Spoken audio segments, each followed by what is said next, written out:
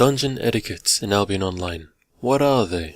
First of all, we are talking about random dungeons, which are crazy good for farming fame.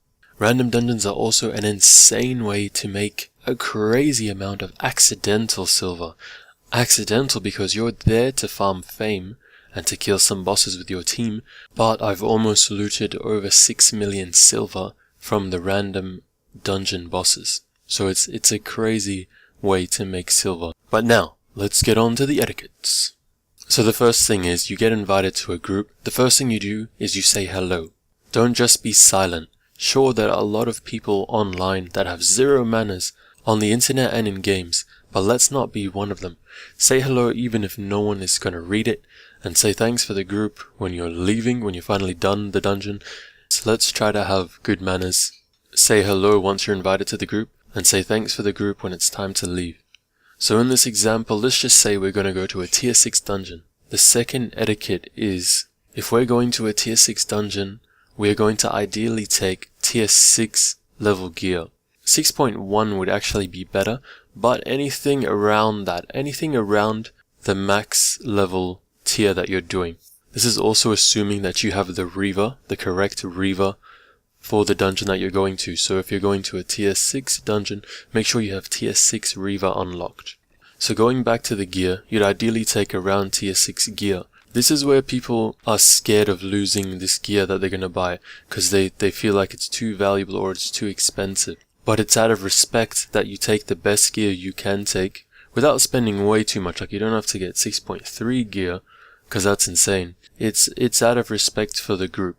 So you're going to do as much DPS as you can, as much healing as you can, or the best tanking you can for the group. It's really not a nice thing when you show up in flat tier 4 gear when everyone else is in tier 6 gear. In this tier 6 example, at least tier 5.1 gear I think would be good enough. The third random dungeon etiquette is to bring food. Now if you don't know, in this game, food gives you a buff, so an omelette gives you cooldown reduction, a sandwich gives you max health, and something else, I don't know, I'm not a tank, I don't use sandwiches.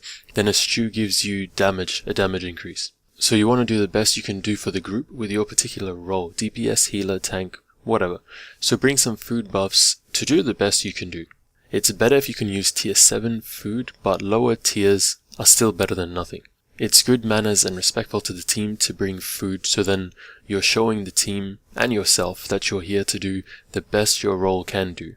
The fourth random dungeon etiquette is to let the tank do the pulling unless he asks you to pull. This is out of respect for the tank, because the role of the tank is to get aggro and position the mobs where he thinks is good for the team, so let him do his thing, you know what I'm saying? Etiquette number 5.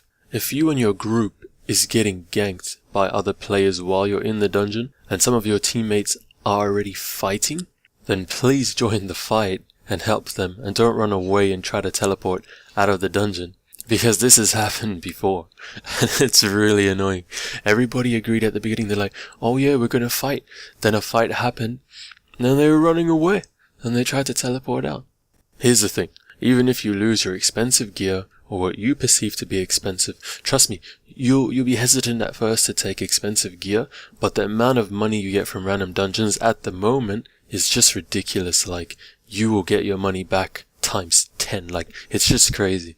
So even if you lose your expensive gear, there is no honor in letting the team die and you just running away to escape. If you helped, maybe you could have killed them, then you take their loot as well. Many people will argue that why have manners in a game?